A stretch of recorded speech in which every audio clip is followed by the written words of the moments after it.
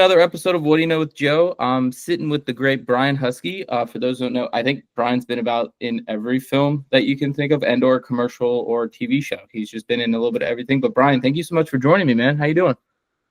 Yeah, I'm good. I'm good. It's nice to be chatting in not the same room with you. You're Take no right. I know. offense, but just take Yeah. No. apology. If we were in the same room, I don't know. It could be interesting. I mean, we put Where Joe. are you actually? I'm Unless actually, unless you don't want to reveal your location because, death threats and such. of course, and you got to watch out. No, I'm actually just outside of Raleigh, North Carolina, in a town called Zeb. Hmm. Yeah, no, I saw some of your background when I was looking up. You're from Charlotte, UNCG. I'm very interested to talk about that. I went to East Carolina University, so North Oh, Carolina. okay. Yeah. Where are you located? Are you allowed to share? I'm in the Dream Factory itself, Hollywood, California, La which la. is Los Angeles, but it sounds better if you say Hollywood, or actually more depressing, maybe. I kind of Depends. like that you said it. No, I think that was more. You kind of sold it for everyone. If people weren't already big on Hollywood or didn't know what it was, it's a little town in California, but Yeah, um, yeah, totally. nice, man. Well, yeah, I'd love to learn a lot about Brian. The listeners want to know just, the inside scoop. Like I said, people probably recognize you from stuff, but want to learn more about you, how you kind of got your start and what you're doing now and things like that. So we'll just kind of jump right into it. So kind of like we were just saying, you're from Charlotte area. What was it like growing up in North Carolina? And tell us a little about your childhood a little bit and what was going on. Well, I am from Charlotte, and not the area. Charlotte has usurped everything around it now. It's like swallowed up Pineville, and um, as it got as far as Davidson, I just hear that it's just like this gigantic monster swallowing up all the little Statesville and stuff. It is. Um, yeah, but I grew up. Yeah, my family's like either like I think it's like two generations of Charlotteans. My grandmother actually. She lived about a mile, yeah, about a mile and a half from our house. And her house was across the street from where her grandmother used to have like a general store on Park Road. Nice. Um, and then where we lived was where my grandfather worked at when he was like in high school at this like local dairy. So we sort of our neighborhood was where the field used to be. So it's all very like my neighborhood was literally just sort of like in deeply sort of like connected to the previous generation and stuff. But I went to Charlotte Country Day School, which was a private school that my mom taught at, so I got to go for free to a insanely expensive school. I mean, now it's like they they send out this sort of like perspectives, updating uh I guess it's like a biannual book, but it's such a fancy magazine. It's just Ooh. like Looking for a hardbound. little, Yeah, it's insane. looking for a little lumber. So yeah, I know, I know. I can't keep up with the people who like they actually like the people who like make contributions or like they own corporations and things. So like, yeah, Yeah, I right. just You need yeah. Um, to yeah.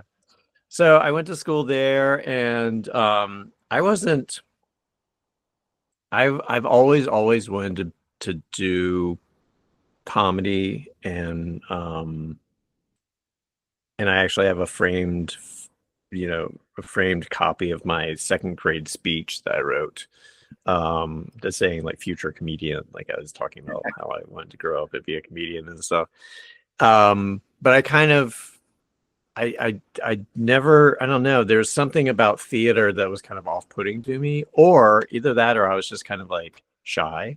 Yeah, I was shy, but I was like shy in that kind of introvert extrovert way, you know what I mean? right. And maybe it was probably just like a lack of confidence. Um, but I did a play in high school. I did two plays. But I put more of my energy into like visual arts, and then I got and started playing in a band. So we did like cover songs and stuff, and that's sort of where I got my my need for attention fix, I guess. Uh, What's the instrument of yeah, choice? but it was great. What were you Say playing? again. What were you playing? What was your? Bass. I play Oh, okay. bass. Yeah, Okay, nice. it's right over there. The bass Oh, guitar. still strumming. Um, Still strumming. Still playing. yeah. so yeah, I did that, and I was fortunate. My friend group was very creative. Like, my friend Bo Webb actually is a cinematographer and a director, and he and my friend Tim Cooper and I and a bunch of others, we just used to shoot dumb videos back when you had to lug it around with like a big VHS behemoth, like a boom box on your shoulder to Yeah, shoot videos. yeah, Um, but that was kind of our an early taste of like just making stuff up, just sure, just to do it, right. for the feedback of like, oh man, this makes us happy, and then 5 people see it and laugh at it. But yeah, it was I liked growing up in Charlotte. It changed a lot once I moved. Like once I was in college, it became this banking epicenter, for the East Coast. Yep, So it's kind of it's a little so it's a little sort of privileged for me now is the vibe I get there. I get that. Um, but yeah, but my parents have passed away, so I don't have any uh kin that's still there. Right. So Gotcha. yeah. So how did you so like you've always kind of want to be the face of things you wanted. Did you and your buddies also like and group of friends like want to stay in North? Like how'd you end up choosing somewhere going like UNC Greensboro for school and like what was that kind of like and how did that kind of transition you to, post college too? What was your time there like? Well, I I ended up going. My mom went there, and my sister went there, Hmm. and it was literally like the sort of like, all right, I'll fill out the magazine insert application and send it in. But Hmm. I had applied to a bunch of other schools. I was sort of making my decision making was not the best because I was sort of making choices to follow my girlfriend who had gone up to Boston, Hmm. and she was basically saying like, no, no, I think we should see other people. I was like, no, that's okay. We don't have to. And I was like, I was just not hearing it. Yeah, yeah. I was just not clued in.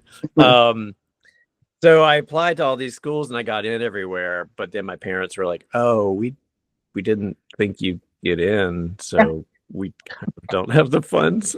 Good for you though. Good I way to was like, wow. get. I know. It was more sort of like I've always had kind of like a up and down relationship with my dad. But it was kind of his doing in that regard because he just controlled the money. Right.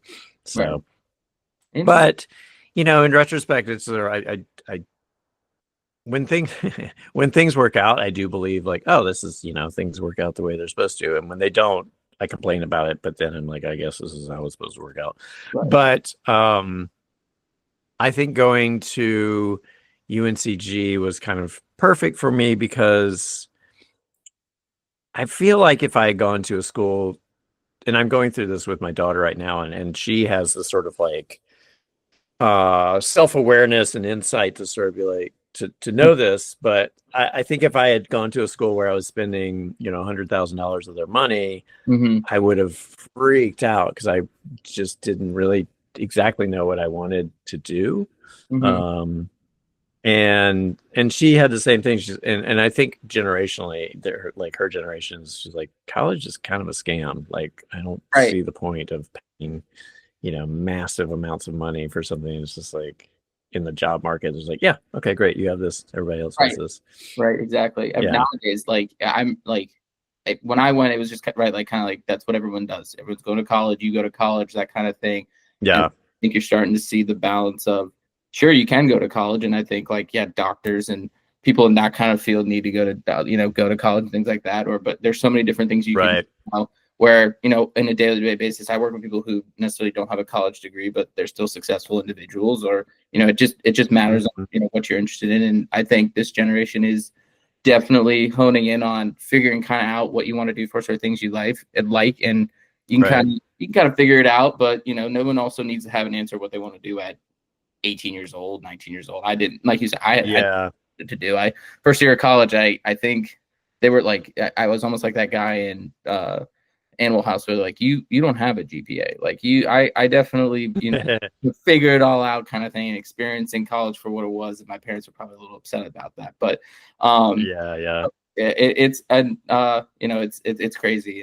And now that also we'll dive into that because I definitely want to get your take on dad life. I only have a 1.5-year-old, but I would love to kind of Mm, pull from your perspective there a little bit more down the road. So how did you end up in New York City after school? Were you still following that girlfriend kind of, or you just kind of were No, you trying to I come new? so yeah, so there was a little bit of a gap. So I did college, and then during college I played in a band called Bicycle Face, and Mhm. it was part of the, Greensboro had its own scene, but it was at the time that Chapel Hill was sort of being seen as like the next, Yeah. hot spot. So we benefited from that, and inexplicably we're we're kind of like little sloppy, meat puppets, garage band, country music kind of mashup sounding stuff. Um, and we just, for whatever reason, the Chapel Hill scene was kind of like, yes, you're cool, and we lucked into this record label that was sort of launching itself called Moist Records, and Great name. uh, yeah, I know, right? Um, my girlfriend, that was her least favorite word in the world. She's like, you can't say that. You can't say that word to me anymore. Um, so we did that. So we played in college, and then afterwards, I started during college. I was like an English major with sort of thoughts that maybe I wanted to do comedy writing, but I kept sort of encountering not the most encouraging, professors and stuff. And literally had asked, like, I was like, I'm interested in doing like an improv group on campus, like a comedy improv group. But it's like, but I don't know anything about it. Can you give me any tips? Yeah. And this guy, and rather than sort of a hopeful potential theater major, he was like, well, unless you dedicate your life to theater, you have no point playing with you have no business playing with its tools. And I was like, wow. Philosophical way to basically say. I know, right? So I mean, it's funny. I've told that story endlessly, but it's just like it really, to this day, pisses me off on Sure. on a level of just like anyone who has a creative inclination, just foster it, Right. unless it's, something destructive. But I just, for him to just be like, no, you're not part of my club. Get out of here. What good Was can you do insane. anyways? Yeah, totally. That's So I think that.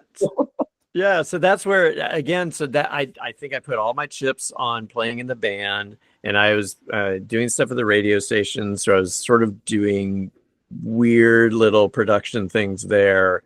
Um, but in the meantime, sort of having to choose a major and stuff, I was an English major, but I didn't know. I was like, I don't want to be an English teacher. I don't Right. know. I can't see myself.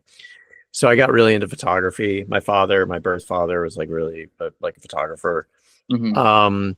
So that's where I sort of pursued it. So I started doing photography and playing in the band. I worked at a local paper. I was doing photographs. And then from there, I went to New York City for to do a certificate program at this place called the International Center of Photography. And so I was doing that, and then I graduated, and I started assisting and trying to shoot my own stuff.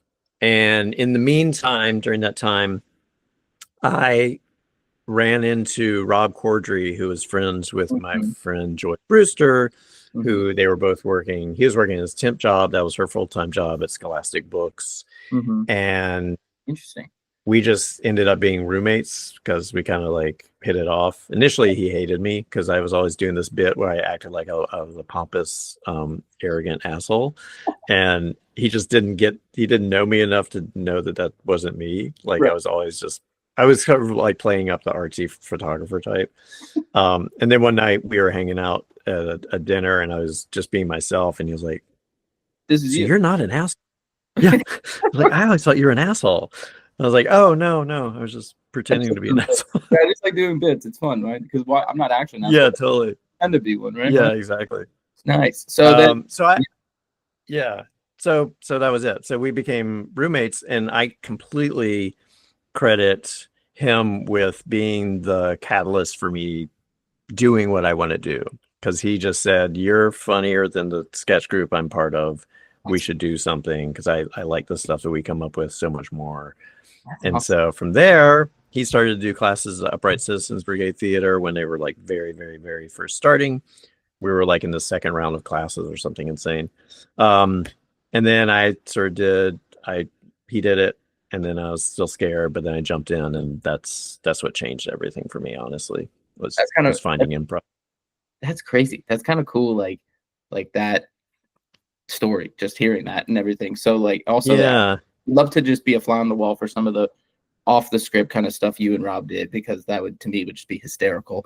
But like how did you like get it? So is that you kind of that's how you got into the UCB? And for those, I'm sure like in not the theater world, but and I don't want to steal any of your tools, but in the world you guys are in, and like to the outside world, right? The UCB, kind of tell us what that is, and like learning from such great, like I had no idea honestly, like when I was looking some of the stuff that like Amy Poehler, Matt Walsh, Ian Roberts, and Matt Best are like some of the people that like are teaching this stuff who are arguably some of the greats. So like I would love to know, like tell us a little about what it is, kind of share, inform people what that is, but like also your time during it, and like what are some of the cool things you picked up on and like learned from doing that.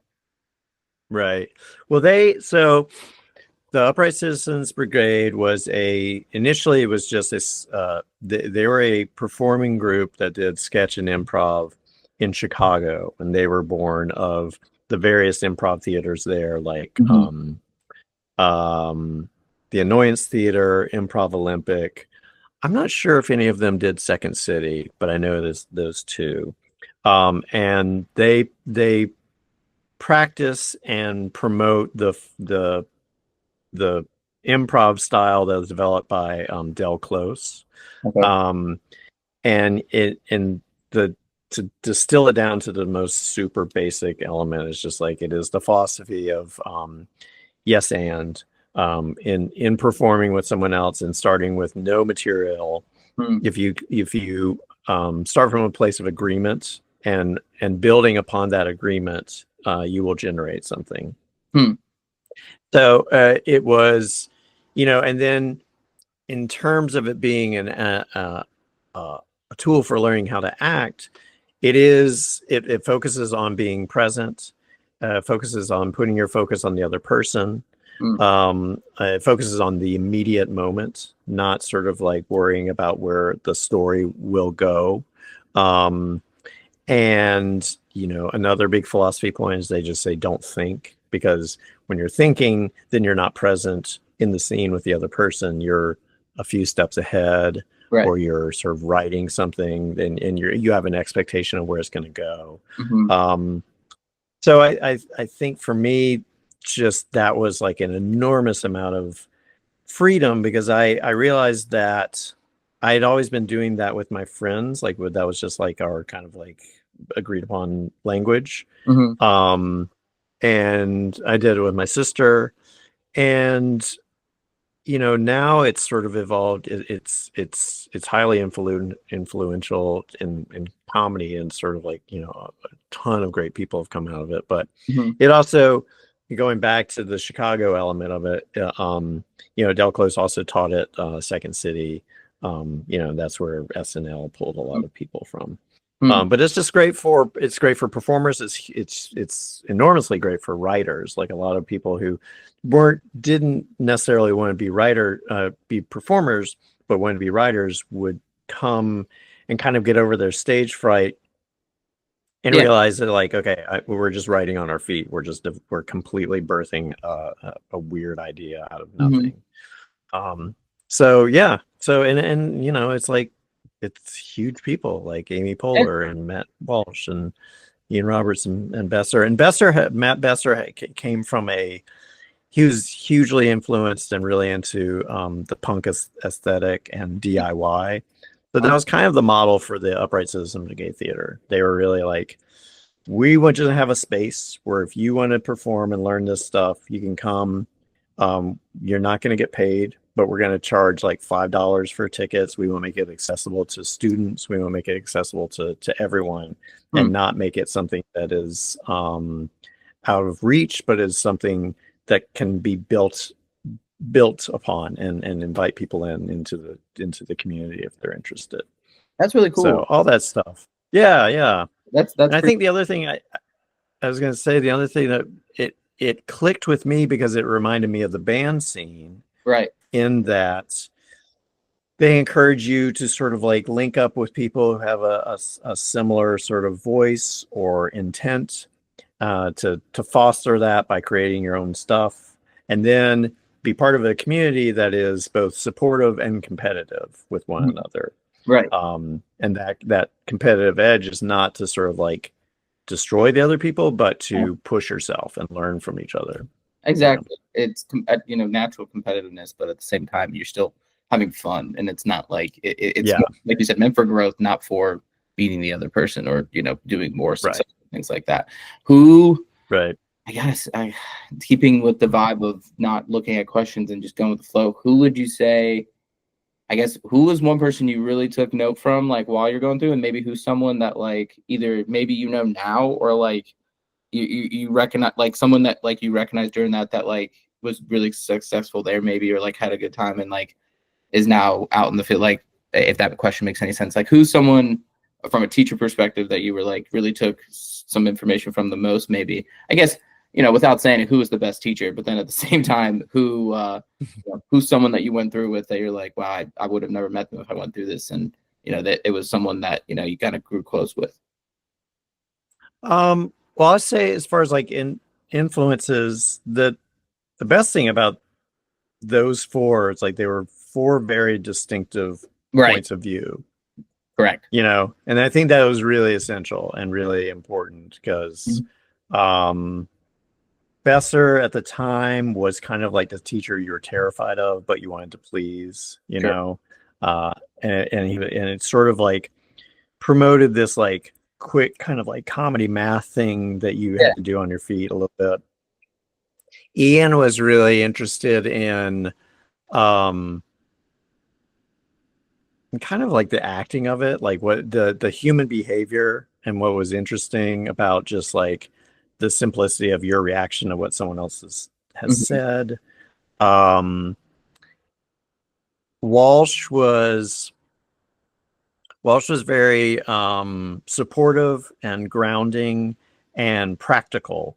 And I think for me, like he and I became friends just through my continuity of the theater, and then us doing Veep together, and and now we're sort of like in the same city, and our kids are actually best friends, which is kind of amazing. How sweet is Um, What a nice I story. know, right? I know, totally. And I recently told him, I sometimes can't believe that, like, because I used to idolize you, and now I know that you're just kind of a boring old man. But, uh, and then Amy at the time was just she taught sort of the intro level stuff, and she was just really good at um in a very like firm but supportive way of saying, don't do that. That's a bad habit. That's great. This is what's interesting about you. Mm, She's really good at sort of like getting to the heart of the matter, and really, and another version of like what Walsh did, making it simple, sure. because it can feel, the weird thing is like improv um it is it's one of those practices that can feel so difficult in its simplicity, Hmm. because we have this tendency to want to add a bunch of things to what you're doing and not trust that you just, much like with acting, it's just sort of like, okay, I just listen to you and I say my line and then you say it back, and you just try to be as truthful as you can. And you're like, yeah, but what is truthful? Maybe if I scrunch my face up. No, you're not. You're thinking about what you're doing. Just Exactly, just not react to the person. right. Yeah. So you kind of alluded it there. So like, how did you take all that and put it in, like, how did you kind of say, okay, I'm gonna take this, I'm gonna go into acting? Because you, like I said before, like we talked about before, you've done pretty much a lot of different stuff. Was it someone like in that, like your group, or like what you learned from that, like maybe it was like, hey, I'm kind of doing this movie thing, I would love for you to kind of join, or like how did you make that jump? How did you kind of get into all the world of acting? Oh, you mean how did I Right, just like start start doing doing it? your first, like I was looking at some of your work, like obviously I know, some of the, like obviously the movies you've been in, commercials and shows, stuff like that. But like for instance, I saw you were like an extra in like a Born, in, was it the Born Identity or like something like I that? was never. How I did was you? never in that actually. Wait, you weren't? They give you credit. Honestly, You weren't in it? no, that is like that's like the curse of IMDb in that you can't like I've gone. I was like, I'm not in this. I like tried to delete it. It just keeps popping up. All right. I So, was never on that. so you I was were. never on Haunted Southern Mansions. I was never I was never on that show. Yeah, that's actually hysterical. That's so there is some fault with Yeah, TV. It's kind of like the you can don't always. totally. So like, I guess what was one of your first? Maybe it's a rephrase to the question. What was one of your like first roles that you were kind of like, I kind of like this. I kind of want to keep playing with all this stuff and kind of keep growing into movies and trying to do these different things. Like, how did you? What was that like? Well, at when you're doing like the early days at UCB, that's back when Conan had Late Night with Conan and Brian, and they were still in New York. Mm-hmm. And there was this casting director named Cecilia Pleva who would come and see shows. Mm-hmm. And it was, there are certain tiers that you kind of like went to move up at the theater. Sure. Starting to be picked to teach classes was a big level up. Okay. Everyone had to do you had to do like a sketch group in your or sketch show with your sketch group, or you had to do a one person show. Mm-hmm. Just to kind of, differentiate yourself, or just to kind of like, trial by fire kind of thing. Mm-hmm. And then the other thing was getting bits on Conan. So that was, to answer your question, that was sort of like one of the first things like, oh, cool, I get to be on TV and go be in this insane environment where you're waiting in a hallway where you're dressed like, a lobster claw next to a guy who's like walking a llama down the hall. And over there is John Malkovich, who's the guest for the night. And you're just like, man, this is amazing.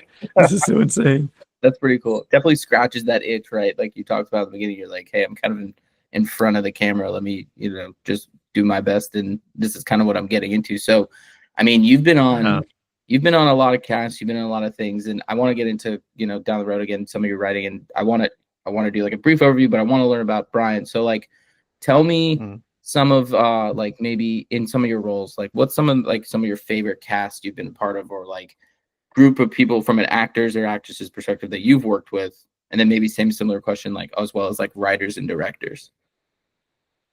Well, let's see. I mean, there's a bunch. I was on 2 seasons of this show called People of Earth that was on TBS when they were like, we're gonna do comedy, and then they're like, no, we're not. So, but that experience was great because I had done a ton of guest stars, ton of recurring stuff. I hadn't been like gotten to be a regular and play a character and stuff. And that had amazing people like Anna Gasteyer, Wyatt Cenac, Joy Randolph, blanking her last name. She was in the Holdovers. She's amazing actress. Joy Randolph Smith? No, God, my brain. Old age is stupid. And that was Greg Daniels is a producer on that one and stuff. So that was hugely rewarding and really cool. Veep, obviously, just of course.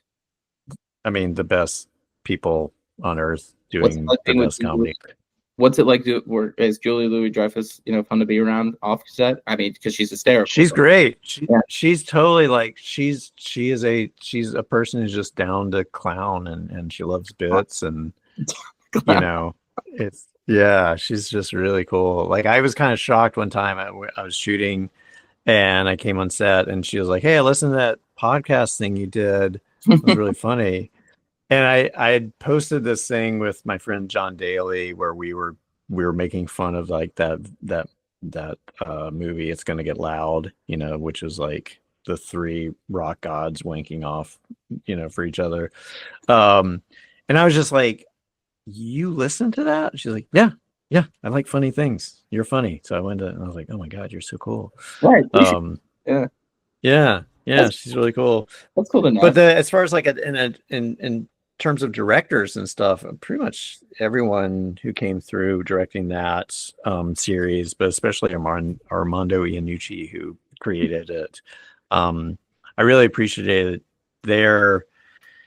his approach because he was just he instilled a lot of trust in you like he communicated that, Right. and so it just let me feel, and I think other performers have said this, like they just felt sort of like, oh, cool, we're all in again, it's that collaborative thing. We're Right. all in this together, as opposed to they had something very particular in mind, and you had to kind of figure it out by Sure. messing up, you know. Um, so That's cool. that was yeah, that I was mean, very it's one of those things where like you're gonna learn more from messing up at the same time, like not being afraid to mess up because it's just gonna happen naturally. And that's cool that like I could you always wonder if like the person I don't want to say in charge, but like one of the people kind of leading the regalia is gonna harp on you for that or kind of not let you work through it. So that's pretty cool.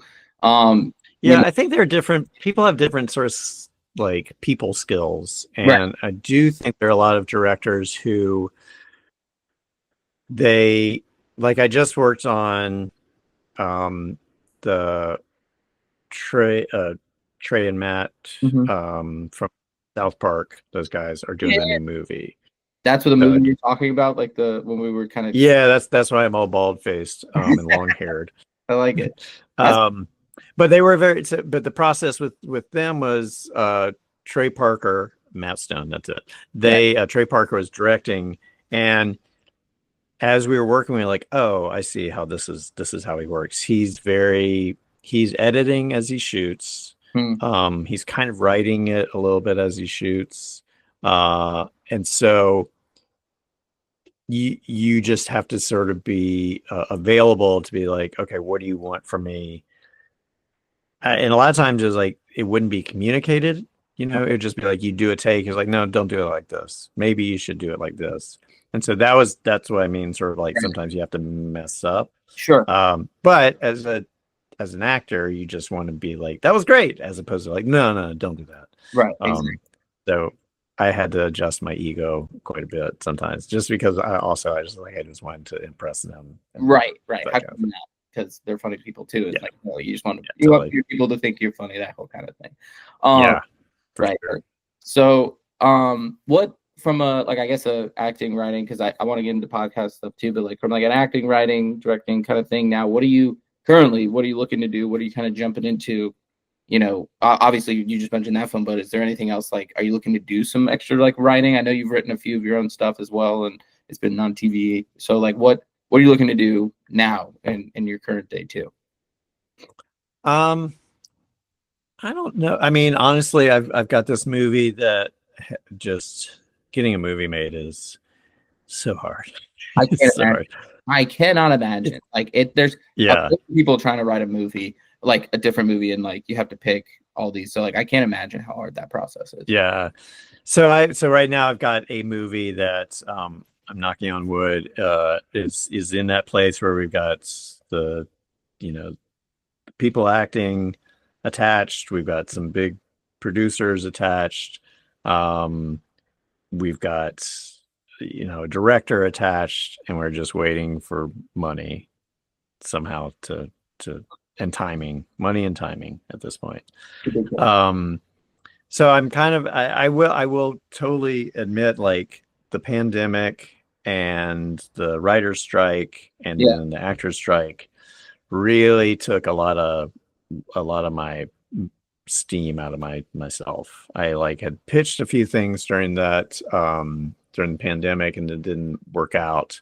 And so I don't know. I wish I sort of had like like, oh, I'm going to do this and this. I was like, but I really don't know. I'm right now. I genuinely have been finding my way back to acting because it was such a long slog of just like not doing anything, not Yeah. doing anything perform. It's like there's improv was there, eventually came back and stuff, but I went from like performing maybe 2 times a week for 20 years to nothing for Wow. like 2 years, and so that was like getting in a car accident. It was like, oh, I can't walk. Yeah. I kind of felt that, and I at one point I was like, God, I'm really depressed. What's going on? And it Right. hit me. I was like, that's just like a big change. And so and then the other thing is like a lot the business has changed in a Sure. massive way. So I'm just kind of giving myself some permission to like kind of ease back into it and not because I noticed was like, oh, I got to get out there and kind of crank something Yeah. out and stuff. I was having a pretty pronounced reaction to um the messages I was getting of how difficult it was and how Wow. little buyers, how few buyers there were for things and few options and stuff. Wow. Um, yeah, so not to, anyone who's, I mean, my daughter, I say unfortunately, she wants to go into this business as Mhm. well, probably like directing or behind the camera or something. Um, so I try to stay sort of like Right. positive and That's a good inspiring. part. But I think it's really one of the things I do think is really important to understand is just and Alexander Payne had a good quote about it. He's like you have to make friends with despair in this Sure. business. Um, and it's that can sound really dark, but it's just sort of like you just have to accept that there's going to be like it's equal parts like the amount of grit and hope and sort of energy uh, and sort of like dream fulfillment that you front load it with. You have to have an equal balance of like, and it could be a complete zero. Sure. And so whatever that balance is for yourself, it's acceptance. Yeah. It's just acceptance. Like, and I think the other thing I've learned from coming through the pandemic is like, oh, the only thing I have ultimately, because like to focus on the end result of getting like, okay, I'm going to do this and it's going to lead to a movie and then that's going to lead to this. That you can't put all your sort of energy into that. The only all you have is the experience of what you're doing. So, like this recent movie, it was the scheduling was really crazy and all this kind of stuff, but I kept returning to like, okay, this is great. I love this Yeah. Yeah. Yeah. cast and this is cool and this experience is great. And I don't know what the end result's going to be, but all I have is this experience. So, Sure. I yeah. think that's a very, I would say, holistic approach to everything because, right, like especially like, I could see it, excuse me, how easy it is just to be like, I don't know, just so caught up in one, like you said, like the hecticness of everything, but realizing like, hey, this is what I want to do though. Like I'm happy doing this, or like this is what I'm Mhm. missing, which is true. But I also do think that it's a very, like you said, kind of like accepting it, but like being okay with the fact that like, it's there's the despair, like you said. I really appreciate that. I think that was a big piece. I think people can Mhm. take away from that's huge. Speaking kind of not to just to do a quick segue, but like you mentioned, like you are doing like some podcast stuff now. I believe one of them is it's you guys just talking to other people who are balding and just kind of going into that, which is pretty cool. But like, do you see like podcasting being something you're getting into, or like tell us a little about your podcast field and what you're doing there?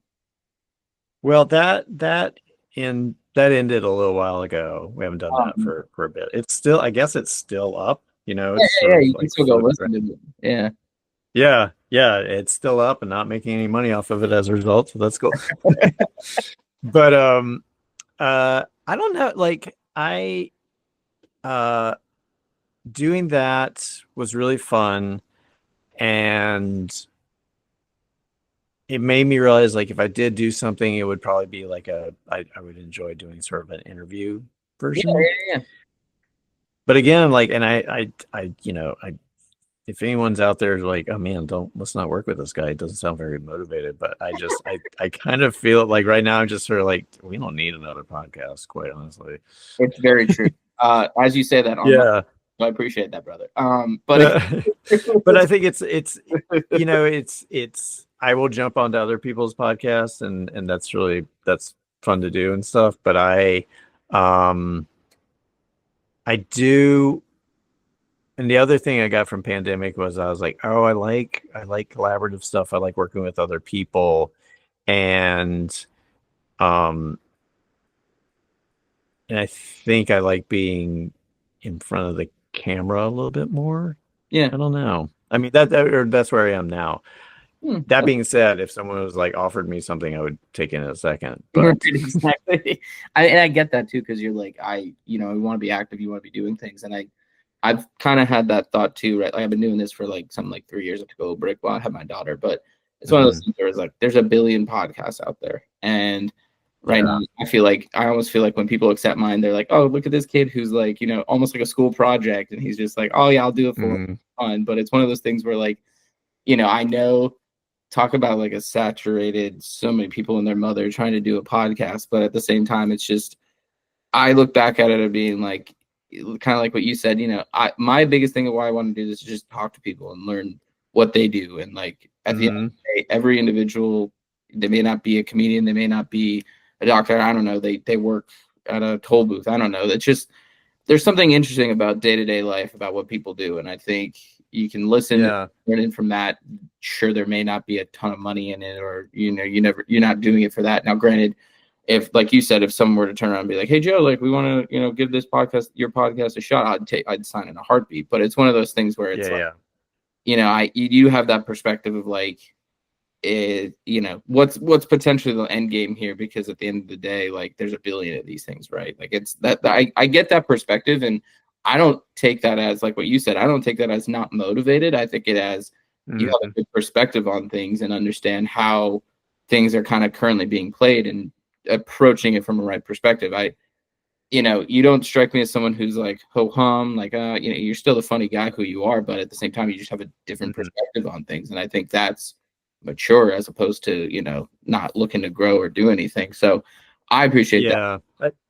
I think that, I mean, I think the kind of like a version of that for me is every time that I've done things in my career where I should do that Yeah. versus doing things that just come from a genuine place of interest and inspiration. Um, the shoulds rarely work out, and Mhm. the other ones work out. You know what I mean? And so I think, that, and for a while there was a definitely from my representation, they're like, you should do a podcast, you should do a podcast. And I was, Mhm. and I was like, yeah, I'm trying to think of them, and they're not really coming. And then my friend Charlie had this dumb premise that we kind of worked on, and Just it therapy. turned into something, you Yeah. know. So I think I think it's and again, it's kind of making friends with this. If you see it as despair, or making friends with timing, Yeah. when things should happen and when things do happen. Agreed. That's a big part of it, because it really is like we have zero control. There's just No. like zero. No, it's all up to fate, and whatever happens kind of happens. Yeah. You take the good with the bad and vice versa. But kind of Hmm. pivoting to because I have three questions I'd love to ask you, but like I gotta what's top, maybe give you your top two. What are two of your most like two of your roles that you look back, you're like, oh, those were really fun and I had a really good time. Oh, I did an episode of the X-Files. Oh, I was not expecting you to Yeah. say that. That's cool. Oh, yeah, yeah. That one, yeah, is called uh oh God, I'm so bad with like information. I played this guy named Reggie Murgatroyd. But it was basically, the premise was, um he was identifying that there was this sort of glitch in the system, Mhm. where people have a different perspective on what actually happened. They have a different memory. Yeah. And so I came back to them and said, like, actually, I was the third member of the X-Files. And they're like, what?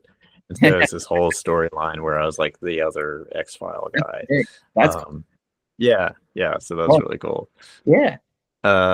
So that one, and then just for my own, just because I birthed it, and it was my baby, it was like Mr. Neighbor's House, Hmm. which is my Adult Swim special that can be still seen on online Is on it? YouTube, and I think on their website. Yeah, yeah, yeah. I It's called think Mr. Neighbor's House and Mr. Neighbor's House 2. that's And cool. it's like a super dark. It's basically, the pitch was like if David Lynch did a kids show. Huh. Was the kind of the That's angle cool. of it. I Yeah. need to actually check that out because I like your work, so I need to check that one out. Oh, Um, cool. 5 minute What synopsis. was it? What was the one that what you were like, oh my God, what you I like you were thought betting on? so. Like, not that you were gonna say, not that like I was hoping you would say one, but like my first time I ever saw you in something is back when like all my Mm, like hype of when it all came out. It was like the first episode of Workaholics when you're Robbie. That's all testimony. right. Hmm. And that line is still something my buddies and I still to this day will like pepper in just now. That's funny. So like when you said I did one episode of, I was like, he's about to actually say that was one of his favorite moments. Shit. But either way, X Files is way cooler. So like, right, let's pivot like away from the scenes, right? So tell us about me being like a newer dad. Tell me about like, Dad Brian and what that's like, and kind of away from the screen, what has it been like? And if you have any sort of wisdom on what it, being a dad, I'd love to hear it because, I'm just at that early stage. Oh man, you're at the stage where they're just like just a bundle of nerves and skin that doesn't know what to do with Just itself. like just throwing out random sounds. Yeah, I think that's a word, and she's getting better, but it's just it's one of those yeah, things. yeah, Sounds and throwing your body into whatever, and just experiencing everything. yeah. I mean, I think the biggest thing is, and it it I don't know many parents who can do it, but give yourself like allow yourself space and understand that you will maybe get sort of like overwhelmed and depressed Hmm. at how hard it is and Yeah, how much is demanded of you and how much sort of pressure you might be under from yourself or from the world or your sure. spouse or your partner or whatever. um but in doing that, allow yourself a little bit of that and then kind of let it go and be as present as you can with the kid, because every single cliche of like it goes so fast. It's like, I Super. mean, my daughter's 17 now and she's going to college next year, and I'm going to be a mess. I'm going to be a mess without her.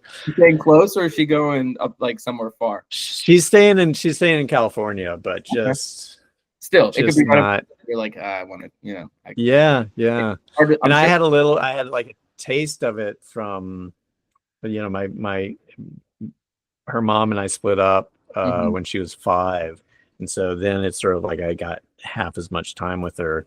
Um, so I've had a little training in that, but It's it's so a different. huge difference. I can Yeah, imagine like it's still, and you have to balance it, right? Because you remember it was like being in college and whatever. You're like, you want to go experience stuff, so you want the closeness of your parents, but at the same time you want that. That's got to be hard for as a parent side. You're like, I want them to have fun, but I also remember it was like in college, and I know that there could go not crazy, but like they could, get, there's a lot that they could get into, but at the same time, you want them to yeah, experience things. Like that's a hard balance, I can imagine. yeah, totally. Yeah. Yeah, and I guess the other thing is like, um, they are influenced and shaped by you for sure. Like it's unavoidable, but Hmm. just always keep in mind like they are their own person. Right. And if you find yourself sort of wanting to curb that or squash that, or there's an aspect of it that's uncomfortable about it, look at yourself, not at them, because it's like if you sort of reacting to something in them, it's probably something in yourself that Yeah. is being tickled, Yeah. you Yeah. know Huh. a little That's bit. that's a good perspective. I'm definitely going to remember that as you get through those toddler stages and bigger and things like that. That's a good Yeah, from man. I appreciate that. Uh, yeah. Brian I Henley. think it is. I just to kind of build on that is like, it's I've never had an experience that was as a huge like that was such a reflection of what was going on with me Hmm. through somebody else. Yeah. It's different. You have your relationship with Right. your intimate partner or whatever, Hmm. but there was something about my kid that always brought up the stuff in that was about me that I was reacting to in them, Yeah. whether it was fear of like, oh my God, you're gonna be like this because I don't want you to, because I was like that, so I don't want you to be Yeah. like Yeah. that, Right. Right. Right. that kind of thing. I get that, and I definitely could do a better job of like kind of be like that because right, you want, and especially at such a young age, you want them to just be happy and have fun, do those things, but you find yourself being like, I just need to let them have fun. I just need to kind of, like you said, recognize that they're their own person, they're gonna have a good time, but just at the same time being there as like support and just knowing that they can rely on you. But kind of pivoted here. Not so Don't give them a phone too. no, Not for a long time. no. Long time. It's funny you say that because like I always grew up with I didn't get a phone till much later, and my siblings and things like that later. But like nowadays, kids get phones that my wife was a fourth grade teacher, fifth grade teacher, and these kids have phones already, and it's like they don't need a phone. They're getting into crap and unnecessary things. It's not necessary. So I agree with you there. Kind of pivoting. And again, I've asked this question to like everyone you could think of, whether it's an actor such as yourself, a basketball coach, football player, interior designer. It's kind of loosely based on the Joe Rogan question. I'm now realizing my buddy didn't tell me where he got it from, so I was like, dude, what the fuck? But kind of like you've been in the movie, so like it kind of hits a little bit truer. Similar to like the scene in Step Brothers. I'm very curious, like in a situation like the playground scene, how many fifth graders do you think you could fight before they kind of like overpower you? And I'm very curious to hear your answer because like I said, I've asked a bunch of people this question, so I'm very curious to hear your perspective. Is it male and female fifth graders? Yeah. Mm-hmm. Yeah, the mixed class. You're in a very diverse area, so you're getting an eclectic group of children coming at you. All right, let me think. And they're coming at you in like post recess or whatever, or it's coming to recess or post lunch, so they're jacked up, ready to go, kind of, and ready to kind of overpower you. So I'm curious to see. I mean, I think it probably gets into just like space, like how much space they're going to take up, like because you can kick away the first two or three that are coming at you. You come up, you just kick them in the chest, they go down, kick them in the chest, push them off, right, swing one into the other one, collision. I think after 6 it would get impossible. Okay, very respectful answer. I 6 is a respectful number. That's because then they're just like literally like maybe they're not fighting me, but they can cling on to you, and then you're just like unable to sort of get them off. Exactly. Yeah. I respect, very respectful answer 6. And I appreciate that because like I always think back to, I asked this hockey player one time, and he's like a defenseman, so like I feel like 30% of his job is fighting.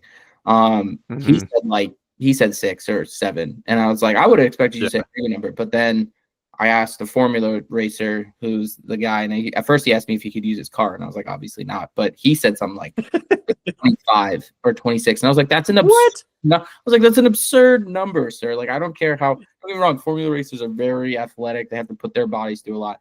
But you can't tell me 25 first grade or fifth graders. That's a video game perspective.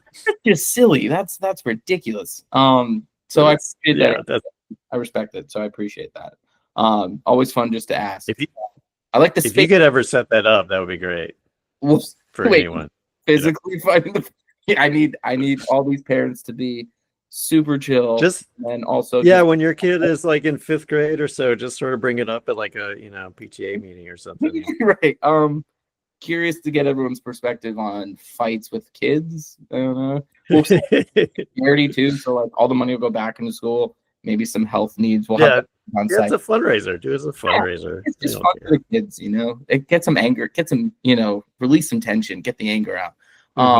So I I will bring that up at a PTA meeting one day, just to gauge the room too, also to see what kind of parents I'm dealing with too, because I'm sure you have that one that, like, you want to actually fight 5th graders, like, okay, so you definitely should fight 5th graders if you're gonna do that. I definitely want you to be the first one going in. But I appreciate that. He stands up and says, "Finally!" Right? I was hoping so. Dibs. I'll go first. Yeah, no, I like that. Appreciate you playing. Last one.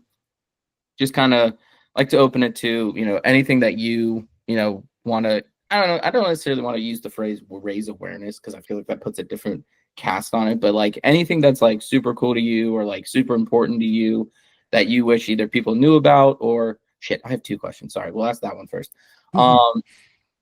Anything like that that you're super like, for instance, we have a buddy who passed away from this thing called CJD, and I'm not going to go on my soapbox for it, but anything like that, like either you do that's super cool. It could be building model trains. I don't know, just whatever's you would love to share that more people kind of knew about and people could get into. Hmm.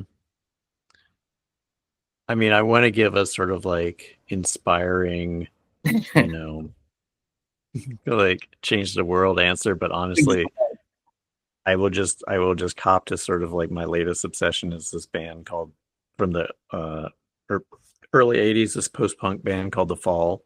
The fall, And put that down. The Fall, and I'm super into them. Like I don't know what happened as a 56-year-old man that I'm going back to like early British post-punk and getting really into it. Cool. But I am. That's pretty So cool. I just like, yeah, but it's like I just find myself always wanting to bring it up to anyone who will talk to me. And You're most people are like, oh, okay, cool, great, man. right, And then but you're occasionally somebody else. Yeah. And they're not, I mean, it's not for everybody. The guy's not a great singer, and the songs are kind of like weirdly simple but complex. But I don't know what it is. It's just like it's hijacked my brain. if that band is still like around. First off, sidebar. I don't know if you've been seeing it, but I assume you're on like Hmm. a tech or something. So every now and then, I don't know if it's because your thumb or whatever. I've just been getting these thumbs up bubbles Oh, I that, know. and then the I balloon know. came in, and I was like, Oh, and you're yeah, on my end, if I do that, or I've done "This is some jet, coming. yeah, I've It's seen little like and it's coming at funny times too that were just inadvertently just there. So I don't even know how you made balloons pop up. So it just happened again. I real fast. Let me share a story about that. I was having a Zoom meeting with the sort of highfalutin producers we have for this potential Mhm. movie that I can't say much about because I'm superstitious. But this kind of well-known huge guy was like talking stuff, and he couldn't turn that off, and so it was like fireworks were going off and thumbs ups and hearts and stuff. Like, shit, I got to keep it together, but like this is super funny. And of course, He's like, I don't know what the fuck's going he's on like, here. turn it off. Oh, great. All right, just ignore it. It was really Right. funny. It's just like a super serious part, and here come the balloons and fireworks. That's Yeah, hysterical. totally. Awesome. Lastly, before I let you go, who is one person you think it would be fun? And I honestly, after what you just said, based off of the band The Fall, and you're like the singer's not that good. I'd love to get his perspective on that. Who do you think is one person I should interview just to really kind of also learn from and hear some of their experiences and find out what they do? It could be someone in your field or in what you do, but it could also Mhm. be the lead singer of The Fall or someone else. Like, who do you think is someone that'd be cool to talk to? Well, I would be really impressed if you talked to him because he's dead. Ah, So if you can do that, dude, come your on. podcast is going places. Right. First guy to have a posthumous person, come on and it'll be some fun. So I don't think it'll be him. Yeah. We'll go down next.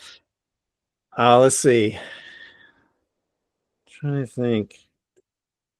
Um, I think you should talk to well, no, he's dead too. I was gonna say there's this artist named Mike Kelly who's really awesome. Um uh oh man, you can edit out long gaps, right? As I I sort of can, but it's part of the fun because that was who I couldn't possibly interview. We were hoping on a that's what I know. He was like, he's dead. No, he's dead. Um uh I would interview okay, and I'm saying this because my girlfriend is now certified as a death doula. Do you know okay. what that is? I do not. I'd love to know. Um, they are sort of they're also known as end of life guides, but they're Okay. basically you if you know you have a terminal illness or someone in your family does, or Hmm. um, for a sudden change, they are there to kind of help you and the family move towards death, accept Okay. death and stuff. Wow. And she's just now starting her practice, Wow. but it would be really interesting to talk to someone who has done that and has a sort of established thing because That's I cool. yeah I learned about it. Oh my She started to what's that? I said cool might not be the word to use. And there's the balloons. Cool might not be Yeah, the the balloons went up. cool might not be the word to use, but that I could see why that would also be an interesting profession to learn about, because talk about that's a hard job to prepare people for that, and like Yeah, how do you do yeah. that would be an interesting background to learn about for sure. Yeah, it's like, I mean, because she was doing it during pandemic, and so she was having to do online classes and stuff, and I would just sort of sit and watch these interviews and Mm-hmm.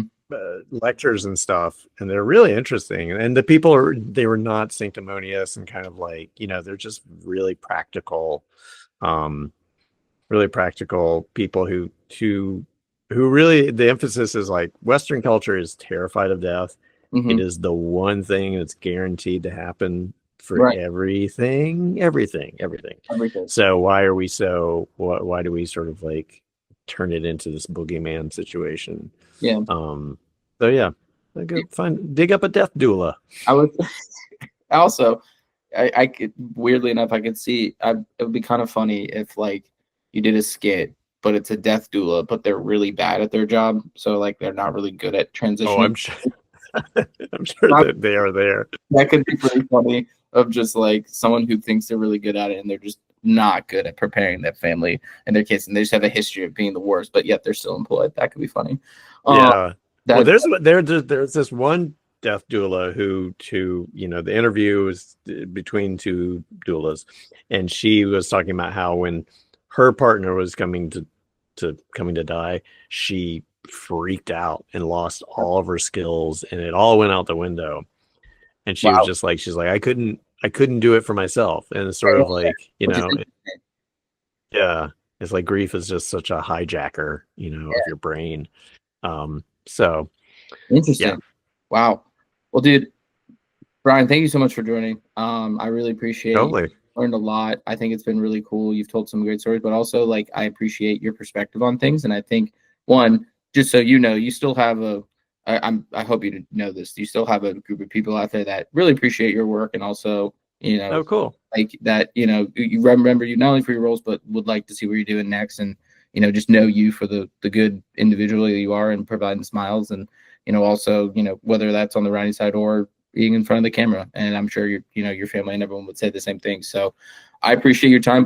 Is there anything else you wanted to pepper in? Anything else? You good? No, I mean, I guess I'll say I'll always promote Mr. Neighbor's House too, because I love them, and going back to the expectations thing, I was so bummed we didn't get to do a third one because I had it all queued up and it didn't happen.